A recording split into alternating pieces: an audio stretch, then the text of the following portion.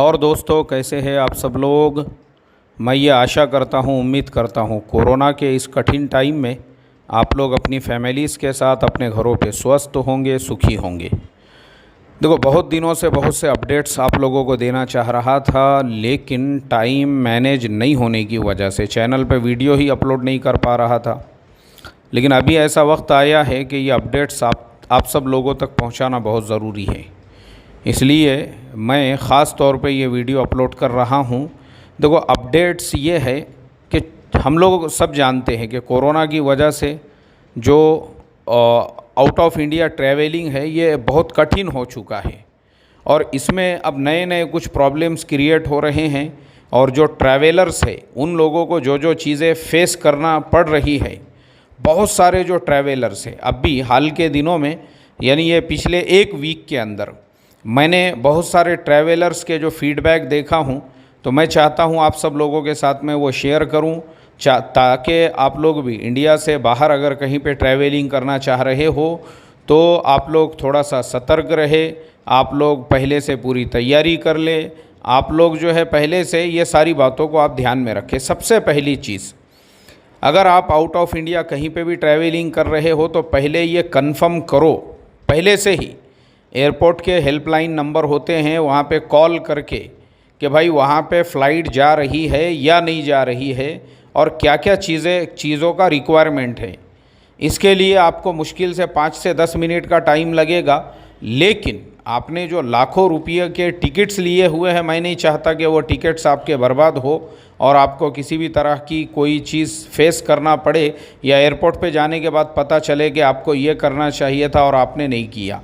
तो आजकल जो है हर एयरपोर्ट का एक हेल्पलाइन नंबर होता है, आप वहाँ जाने से पहले उस नंबर पे कॉल कीजिए, वहाँ से जो है पहले पूछ लीजिए रिक्वायरमेंट्स क्या क्या है। दूसरी चीज़, पहले ऐसा होता था कि हम लोगों को कहीं पे ट्रैवलिंग करना है तो मैं समझता हूँ, मैंने खुद ऐसा ट्रैवल किया हूँ जहाँ मैं सिर्फ़ 1 घंटा या कुछ मिनट पहले, यानी 1 सवा घंटा या 1.5 घंटे के टाइम पे मैं एयरपोर्ट पे पहुँचा और उन्होंने मुझे अंदर एंट्री दे दी। और फिर मैं बड़ा खुश हुआ कि चलो यार, मैं तो 1 घंटा भर पहले भी एयरपोर्ट आ गया, तो मुझे फ़्लाइट भी मिल गई और मैं जो है ट्रैवलिंग भी कर रहा हूँ। ऐसा मेरे साथ में भी होया हुआ है। लेकिन अब वो ऐसा टाइम नहीं है। अब ऐसा हो चुका है कि बहुत सारे जो एयरपोर्ट्स है या गवर्नमेंट है या बहुत सी कंट्रीज़ हैं, उन्होंने ये रिस्ट्रिक्शंस रखे हैं कि 6 घंटे पहले आपने एयरपोर्ट पे पहुंचना चाहिए। बहुत सारे एयरपोर्ट्स ऐसे हैं जहां पे खुद RT-PCR वो लोग टेस्ट कर रहे हैं, तो वहीं पे टेस्ट कराना है, वहीं पे आपको रिज़ल्ट लेना है। ऐसी भी फैसिलिटीज़ अवेलेबल हो चुकी है।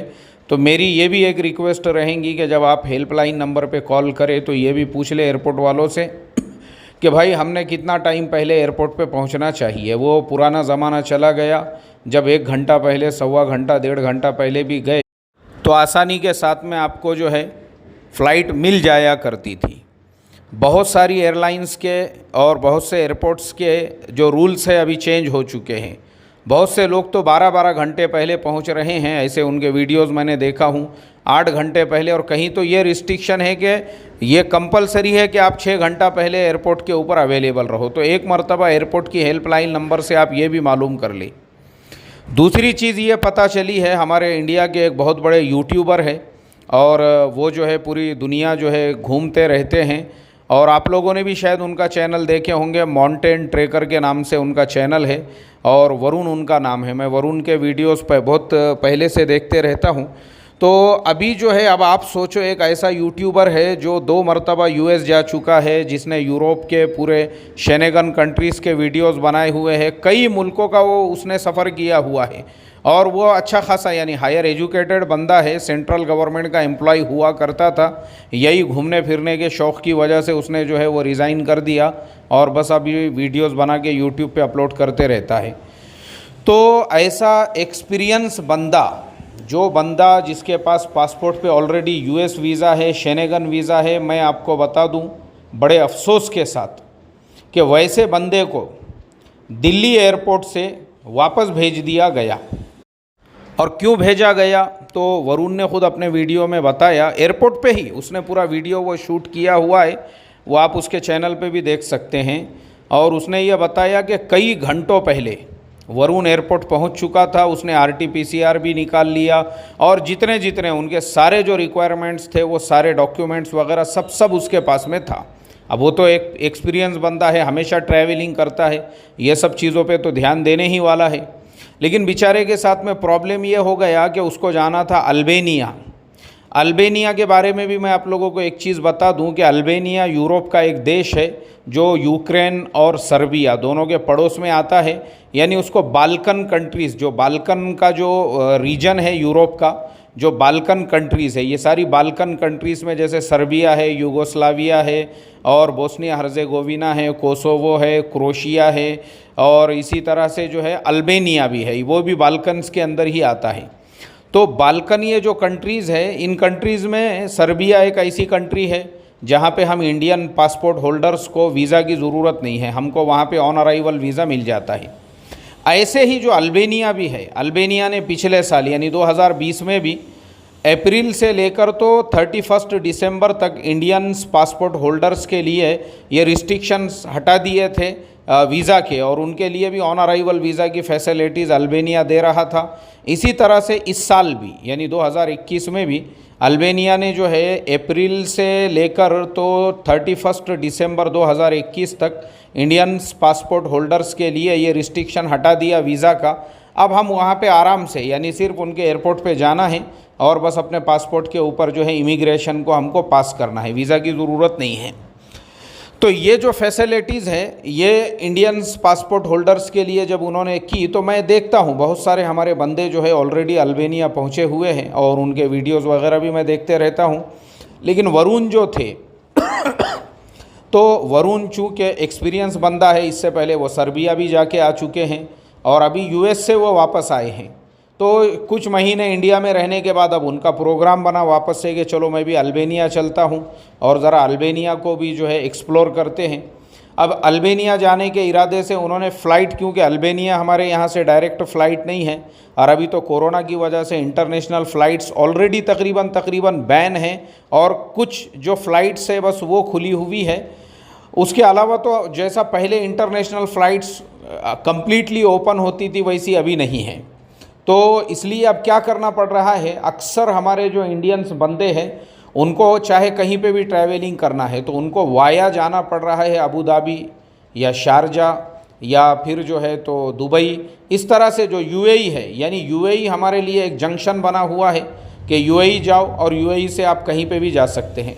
ऐसे ही वरुण ने भी प्रोग्राम बनाया कि भाई UAE जाऊंगा और वहाँ से जो है फिर मैं कहीं ना कहीं वहाँ से जो है अल्बानिया के लिए आगे निकल जाऊंगा।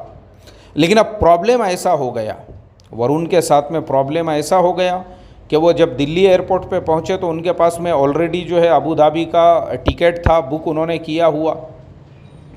अब सबसे पहले जब एयरलाइन के काउंटर पे वो पहुँचे तो एयर इंडिया का मेरे ख़्याल से उनका जो है टिकट था, तो वो जब काउंटर के ऊपर पहुँचे तो काउंटर वालों ने ही उनको पहले मना कर दिया और उन्होंने उनसे कहा कि आप अबू धाबी नहीं जा सकते हैं, इसलिए कि अगर आपको वहीं जाना है यानी सिर्फ UAE जाना है, जैसे दुबई, अबू धाबी या शारजा वगैरह जाना है, तब तो कोई प्रॉब्लम नहीं है, आप सफ़र कर सकते हैं। लेकिन वहाँ से आगे का अगर आपकी कोई कनेक्टिंग फ़्लाइट है तो उसके लिए उन्होंने मना कर दिया हुआ है। यानी अगर आप वहाँ पे जाओगे भी तो वो आपको वापस इंडिया डिपोर्ट कर देंगे। इसलिए इंडिया डिपोर्ट होने से अच्छा ये है कि आप वहाँ जाओ ही मत, बल्कि आप यहीं से जो है अभी, क्योंकि हम आपको परमिशन ही नहीं देंगे जाने की। अब बहुत सारे प्रॉब्लम्स क्रिएट हुए। उन्होंने कहा कि भाई उनके तुम ऑफिसर्स से बात करो, इनसे बात करो, वहाँ पे बात करो। अब वो बेचारे एयरलाइंस वाले भी, उन्होंने सबसे बातचीत करके देख लिए और सब तरफ से उनको यही जवाब मिला कि देखो अभी फ़िलहाल तो हमारे यहाँ पे बंद है और बिल्कुल भी कोई ऐसा इंसान जो अबू धाबी या दुबई या UAE का कोई भी एयरपोर्ट है, अगर उसको वो एज़ ए जंक्शन यूज़ कर रहा है और वहाँ से ट्रांजिट ले रहा है किसी और कंट्री के लिए, हम बिल्कुल भी उसको परमिशन नहीं देने वाले हैं, इसलिए उनको भेजो ही मत आप। तो अब आप सोचो, वरुण के जैसा जो एक्सपीरियंस बंदा है वो बेचारे के साथ में ऐसा केस हो गया कि उसकी इतनी महंगी महंगी फ़्लाइट्स थी, महंगी महंगी फ़्लाइट्स। उसने बताया अपने वीडियो में कि मेरा पैसा तो बोले बर्बाद हो गया। अब क्योंकि जो एयरलाइंस का उसका ऑलरेडी टिकट बुक है, यानी उसको अबू धाबी जाते ही फ़ौरन जो कनेक्टिंग फ़्लाइट है उसमें बैठना है।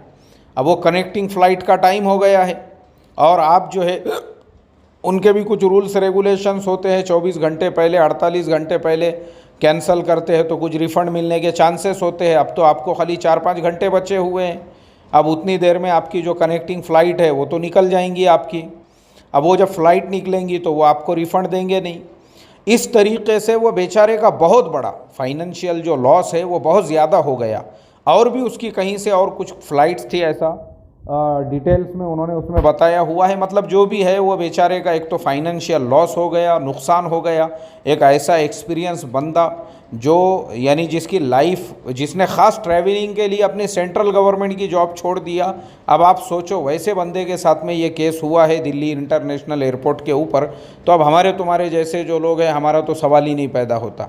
तो मैं 2 बातें आप लोगों को यहाँ कहना चाह रहा था, वो यही कि कहीं पे भी जाने से पहले एयरपोर्ट के हेल्पलाइन नंबर से आप कांटेक्ट करके पूरे डिटेल्स लेके फिर वहाँ जाइए।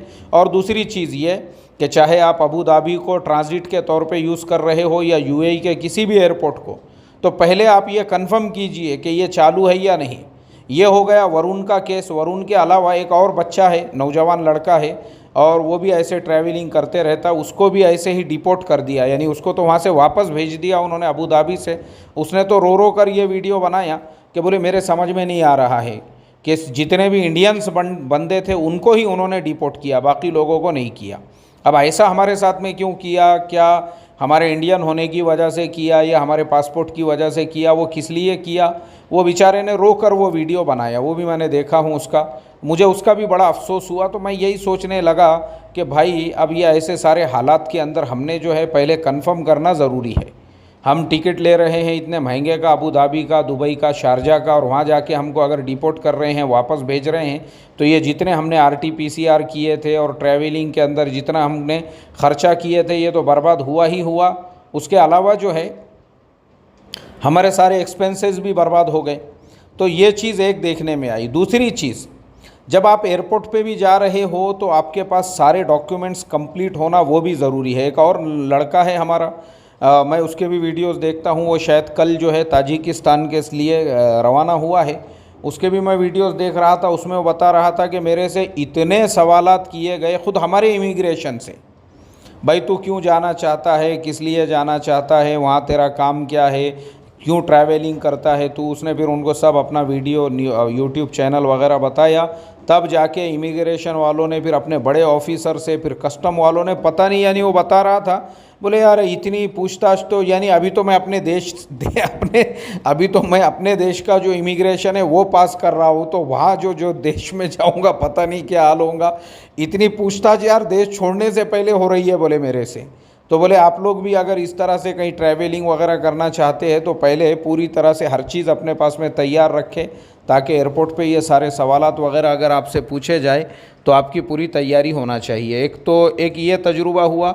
और तीसरी चीज़ है कि ये जो मुझे अच्छी लगी वो ये है कि रशिया जाने वाले जितने भी बंदे हैं वो सक्सेसफुल रशिया जा रहे हैं। तो जो लोग भी रशिया जाने वाले हैं, तो मैं समझता हूँ, मुझे लगता है कि सक्सेस रेट जो है ना रशिया का अच्छा है। रशिया के वीज़ा का भी और रशिया के ट्रैवलिंग का भी और वहाँ के इमिग्रेशन वगैरह का भी, जो इंडियंस को वो मोस्ट वेलकम कर रहे हैं। तो मतलब ये सारे केसेस, यानी जितना सारा मुझे जो अभी फ़िलहाल एक्सपीरियंस आया है, ये सारे वीडियोस वगैरह देख के और सब लोगों के फीडबैक जानकर, तो इतना ही समझ में आया कि अबू धाबी और ये सारे शहरों से, दुबई वगैरह से अगर हमारी कनेक्टिंग फ़्लाइट है या हम ट्रांजिट ले रहे हैं तो थोड़ा अलर्ट रहने की ज़रूरत है। और दूसरा ये कि हमारे अपने एयरपोर्ट पे भी हमारी पूरी तरह से इमिग्रेशन के अंदर जांच पड़ताल और पूछ-गूछ हो सकती है, इसलिए हम पूरी तरह से तैयार रहें। और तीसरी चीज़ ये कि रशिया जो जाने वाले हैं उनको सक्सेस रेट अच्छा मिल रहा है, तो इसलिए रशिया एक तो जो है मतलब वहाँ पे मोस्ट वेलकम हो रहा है कि ये अच्छी न्यूज़ एक पता चली। और चौथी चीज़ जो मैंने बताया वो ये कि एयरपोर्ट पे पहले हम लोग जाते थे आधा घंटा 1 घंटा पहले तो चल जाता था, लेकिन अभी फ़िलहाल वैसा नहीं है। माहौल ऐसा है कि 6 घंटे 8 घंटे, बाज़ लोग तो 12-12 घंटे पहले जा रहे हैं। तो इसलिए आपका जो भी एयरपोर्ट हो वहाँ पहुँचने से पहले आप जो है इस तरह की पूरी इन्फॉर्मेशन ले लें। एक मरतबा एक कॉल कर ले खाली कस्टमर केयर को या हेल्पलाइन नंबर जो एयरपोर्ट का होता है, ताकि आपको किसी तरह की कोई तकलीफ़ ना फेस करना पड़े। और इसी तरह से जो है अब मैं कोशिश करूंगा कि हर 2-4 दिन में एक वीडियो डालता रहूं अपने इस चैनल के ऊपर, क्योंकि मैं भी बिज़ी रहता हूं, मुझे भी जो है टाइम मिलता नहीं है मेरे वर्किंग की आवर्स की वजह से। लेकिन चलो, आप लोगों की मोहब्बत है तो मैं कोशिश तो ये करूंगा कि भाई हर 2-4 दिन में या कम से कम हफ्ते में एक वीडियो ज़रूर अपने ये चैनल पे अपलोड करूं, ताकि आप लोगों के साथ में मैं जुड़ा रहूं। तो बस अपनी दुआओं में मुझे भी याद रखना। इसी के साथ में मैं लेता हूं आप सब लोगों से इजाज़त। जय भारत।